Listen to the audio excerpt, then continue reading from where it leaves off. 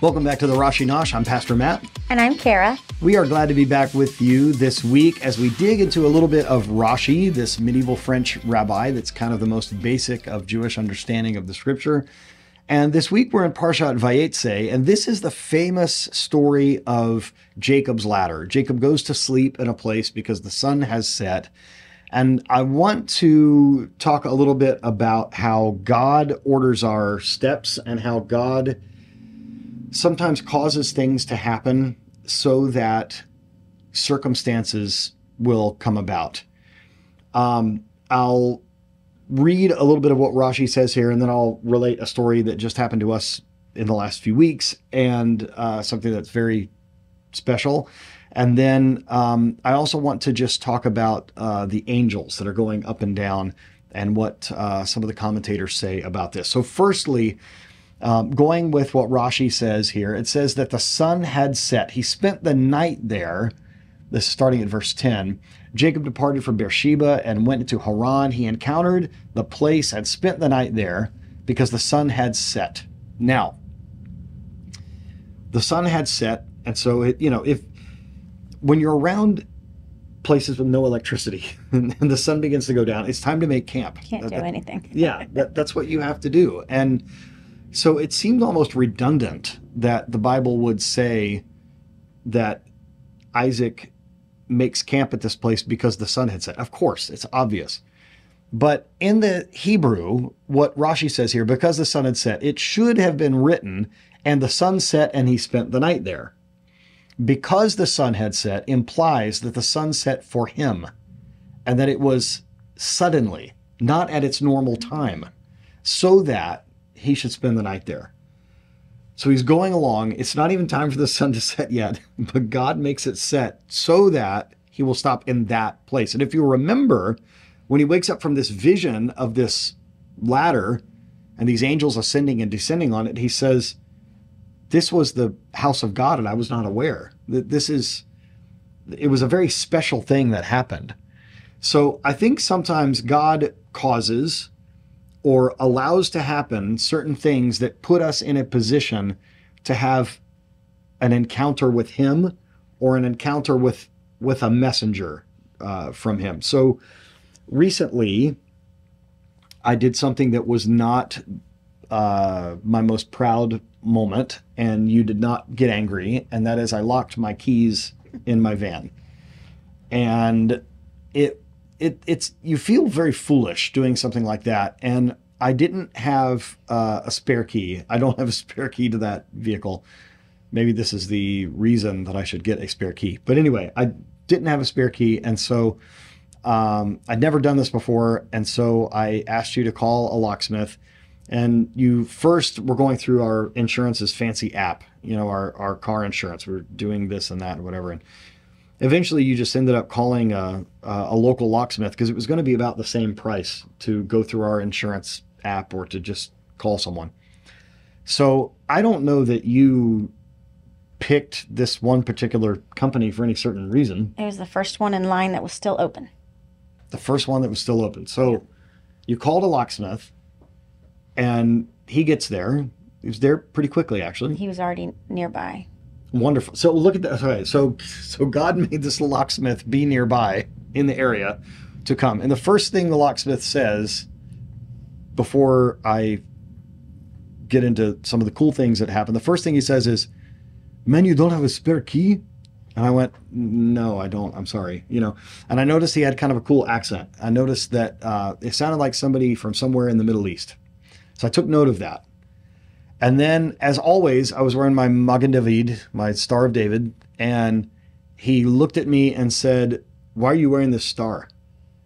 And with everything that's been going on in Israel, starting all the way back in the beginning of October 7th, this horrible attack from Hamas that happened, I wasn't really sure why someone with an accent that I could tell was from somewhere in the Middle East, why they were asking me, "Why are you wearing that?" It was a very odd question. Why are you wearing this star? And so I kind of paused for a second, and the only thing I could think to say back to that in response was, "Why do you want to know?"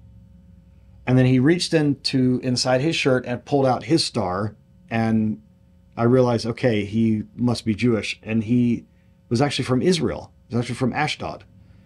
And his family was from this town called Sderot, where it's a border town where a lot of horrific, murderous, awful, terrible things happened.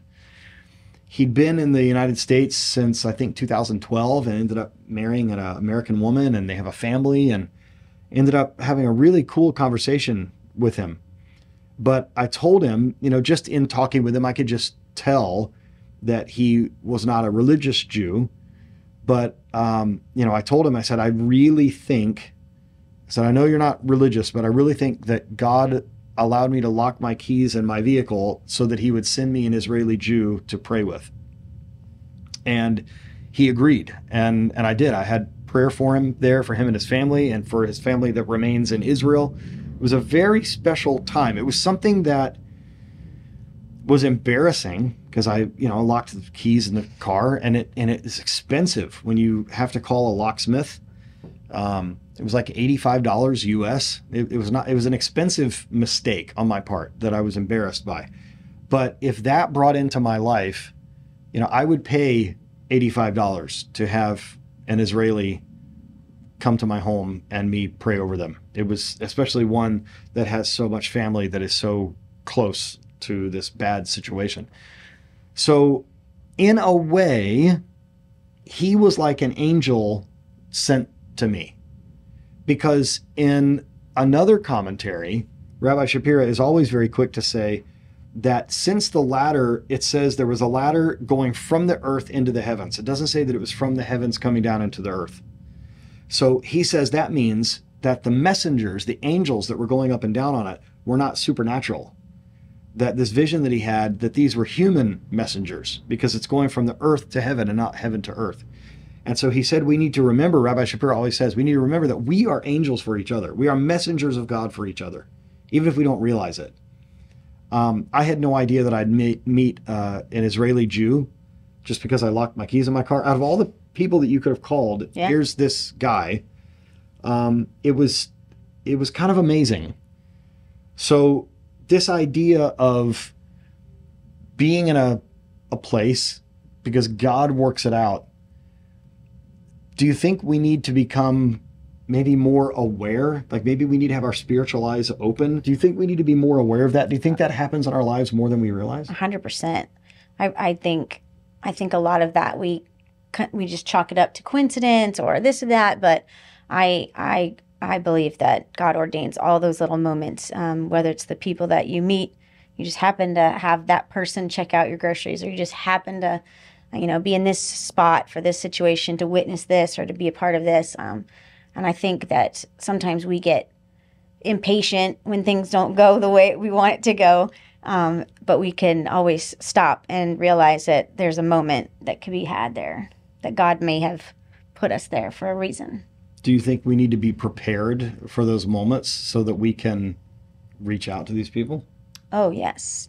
I think it's always good to just have it in your awareness, just to be ready. Because if there is an opportunity to be able to pray with someone or to make a connection of some kind, if you get so focused on what you're missing out on or the problem that's being,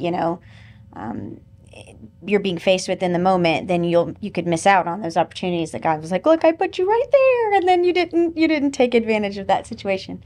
So yeah, I think being aware and alert is definitely something we should be striving for. And what about on the other end?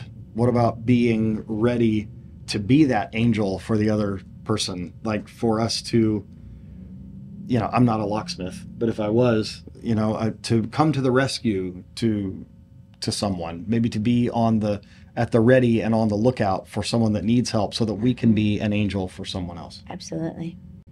There is a young man that works in the drive-thru at the place where you get coffee that you've been kind of talking to and sort of sharing your faith a little bit. And you were not aware that this same young man that you were talking to, I had a meeting at that same place. I was going to be meeting someone to give them some counsel, and they were mistaken about the day. And so I was there all alone. and I had been in there in this place to get coffee with this other person, and I had been there for like 10 minutes, and I felt like it would be just weird to just leave. And so I went ahead and bought coffee, and it was this young man that you've been talking to. That same day. Yeah, it's the same day. We found out later. Right. And he asked about my Star of David, and he asked about kosher. What does kosher mean, and all this stuff. So have you been back to that place? I haven't. Okay, so next time you go, you have to say, hey, that silly guy that you were talking about kosher stuff, that's my husband. That'll be a nice connection. And so now we can both be angels to this young man, and that's pretty cool. Who can you be an angel for this week? Who can you be an angel for today? This is an interesting question. As I mentioned, Rabbi Shapira says that because this ladder starts on the earth and goes into the heavens, those angels are human.